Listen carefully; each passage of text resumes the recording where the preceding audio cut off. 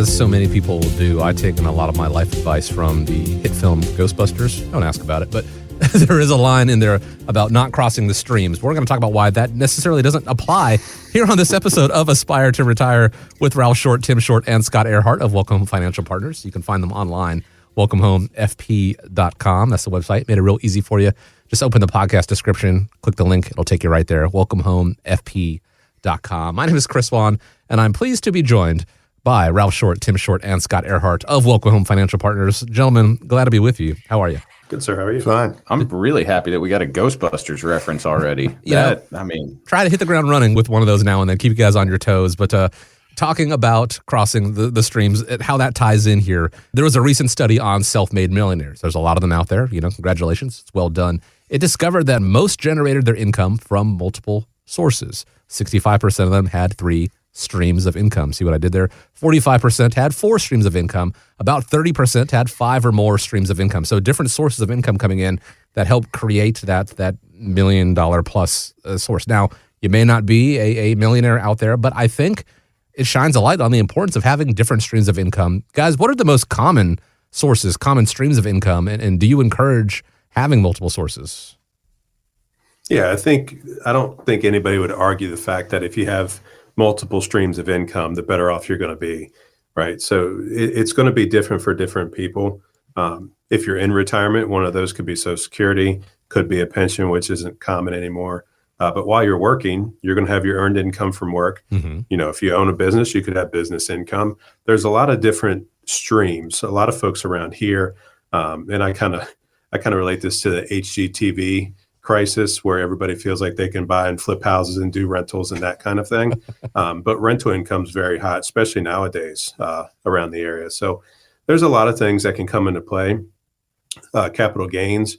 If you're doing well with your investments, you could have that type of income, dividend income. There's a lot of different sources that you can use. But the more that you're going to have, the better off you're going to be. You just have to make sure that you can maintain that.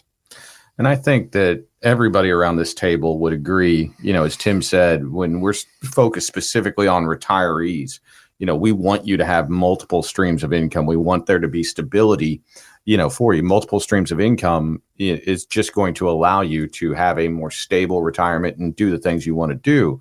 That being said, even though we're talking about multiple streams of income, I think we need to look, if we're talking specifically to retirees, about diversification of those streams from a taxable standpoint. I mean, if you are completely reliant on IRA income and Social Security income in your retirement years, you might be in for a taxable rude awakening. So one thing that I know we desperately try to do with as many clients as we can is diversify those type of holdings to generate income, and then, generate income where it's best for you from a taxable standpoint without sacrificing quality of life in retirement. More money is better, but you also have to understand, like Scott was saying, there is consequences that we don't like talking about. Most of it is going to be in taxes, but Tim was talking about rentals and flipping houses and things like that. Are you up for that? I mean, a lady I just got through speaking with her rental properties that she handles. I'm tired of dealing with it. I'm 70 years old and I just need to get out because I got a lot of money coming in, but it's just not worth my time anymore because it is really draining. But the number one thing is the more money you make, it's going to have repercussions, because you've got to look at, if you got all your money in a bank and a CD, all that basically, unless it's in a qualified account at a bank, which a lot of people don't do, it's all going to be taxable. So you might be making 3%, 5%, whatever interest, but if the government's going to take half of that away from you, is it really worth that? Are there ways to make things happen that would not be as taxable to you? Or would tax-free income come into you by changing some of your investments so that later down the road, whether it's going to be from an estate standpoint, that it's not going to be taxable to your heirs, or basically tax-free income when you take it out? I mean, those are all things that we sit down and talk to people about. Yeah, you can have 8 or 10 different income streams. That's great. But what's the repercussions of having that amount of money? You might have taxable event because you're making too much money and now you're Medicare costs went up from $170 a month to $800 a month just because you made too much money. That's what the government's looking for. Ralph made so many good points right there. And I know I say this on our podcast a lot, but if your financial team isn't trying to educate you on how your income streams affect you taxably and, striving to help you keep more of what you've earned, you're working with the wrong financial team. Give us a call. Let us give you a second opinion and walk you through what's going to happen beyond just income taxation, but the Medicare stuff, the estate stuff. I mean, that's something that we are passionate about. Not that we don't want to pay taxes, not that we don't pay our taxes, but our goal for ourselves and for our clients is to pay not a penny more than what is absolutely required. Yeah, and there's an old phrase that says, it's not about what you make, it's about what you keep. So if you've got 5 different income streams and it's all taxable to you, you're not going to keep as much as you'd probably like. So that's why it's important, as you're approaching retirement, maybe it's time to shift gears and start looking at tax strategies instead of just accumulation strategies. Because as we're getting there, there's a lot of variables out there in the world right now, whether it's economically, whether it's political, whatever. There could be some turmoil up ahead, and you don't want to delay your retirement or not live the retirement dream that you wanted to for so long. But I would also say, or caution, particularly closely held businesses, most of them don't have a retirement program set up, small business situations. They might have a small one, but they don't, because most of us basically pour money back into the business thinking that once we retire, we're going to be able to sell that business and we'll reap this $2, $3, $4, $5 million.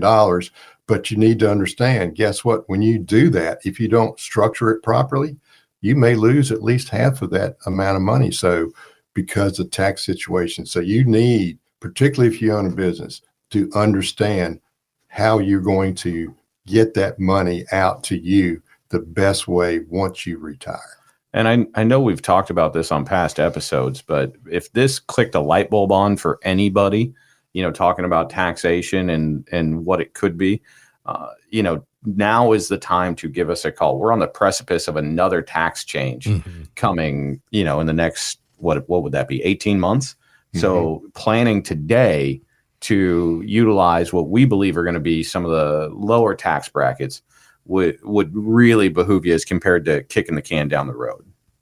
We've spoken before about diversification and use the analogy of a stool or a chair. Obviously the more legs you have on there, if one of them is a little wobbly, you don't lean on that one, and so you can rely on the other ones to generate sources of income. When it comes to diversification, taxation is another component there, where when it comes to the retirement stool, yes, it is about income, but it also should be about taxation and Medicare and long-term care and all those things that if you're neglecting one of those, it can cause the whole thing to fall apart. So it is important to not just have multiple sources of income if you can. It really depends on the sweat equity you're wanting to put into it. Ralph, you mentioned, the lady in real estate no longer wanted to do the upkeep. That is completely fine. That is their prerogative. But making sure that you understand how that money is going to be taxed, and if it is worth the money you're putting into it, the time you're putting into it. If you end up paying most of it in taxes, maybe looking at and no longer doing that. Another saying we've talked about it before, the Honorable Judge Learned Hand. There are 2 tax codes in America, one for the informed, one for the uninformed. Both of them are completely legal. You just have to make sure that you know as much as possible, find yourself in that informed category, and that is what the team at Welcome Home Financial Partners does. They help people not just get to retirement, but through retirement, beyond that, how the estate planning factor works in, and also make sure you get to keep as much of it as possible. We've never talked about tax avoidance. That is illegal. We're talking about tax mitigation, making sure you get to keep as much as possible, enjoy as much as possible the fruits of your labor from all the different sources of your income. And it all starts with that second opinion, reaching out to the guys, welcomehomefp.com. You can also attend one of their First Friday events if you like, and find out more about the guys, meet the guys there. Or if you're ready to set up a time and get that second opinion, one more time, welcomehomefp.com. Just click the link in the podcast description and it'll take you right there. Thank you, as always, for joining us here on Aspire to Retire with Ralph Short, Tim Short, and Scott Earhart. Appreciate you taking the time. Hope you have a great day ahead of you. Guys, hope you have a great day ahead of you. Appreciate your time, as always. And as we wind down here, I want to leave you with the final word.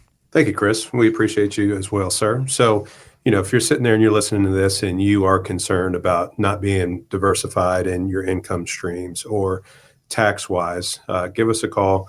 Attend one of the events, one of the social events that we've got, or the First Friday event.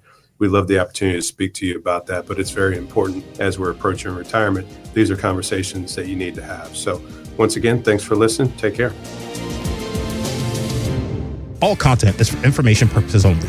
It is not intended to provide any tax or legal advice or provide the basis for any financial decision, nor is it intended to be a projection of current or future performance or indication or future results. Opinions expressed herein are solely those of Welcome Home Financial Partners and Welcome Home Wealth Advisors, LLC. The information contained in this material has been derived from sources believed to be reliable, but is not guaranteed as to accuracy and completeness and does not purport to a complete analysis of the materials discussed. All information and ideas should be discussed in detail with your individual advisor prior to the implementation. Each individual investor's situation is different, and any ideas provided may not be appropriate for your particular circumstance. Advisor services are offered by Welcome Home Wealth Advisors, LLC, a registered investment advisor in the state of Virginia. Being registered as an investment advisor does not imply a certain level of skill or training. Insurance products and services are offered through WPI Holding, Virginia Insurance License Number 138509, an affiliated company. The information contained herein should in no way be construed or interpreted as a solicitation to sell or offer to sell advisory services to any resident of any state other than the state of Virginia or where otherwise legally permitted. Welcome Home Wealth Advisors, LLC and Welcome Home Financial Partners are not affiliated with or endorsed by the Social Security Administration or any government agency.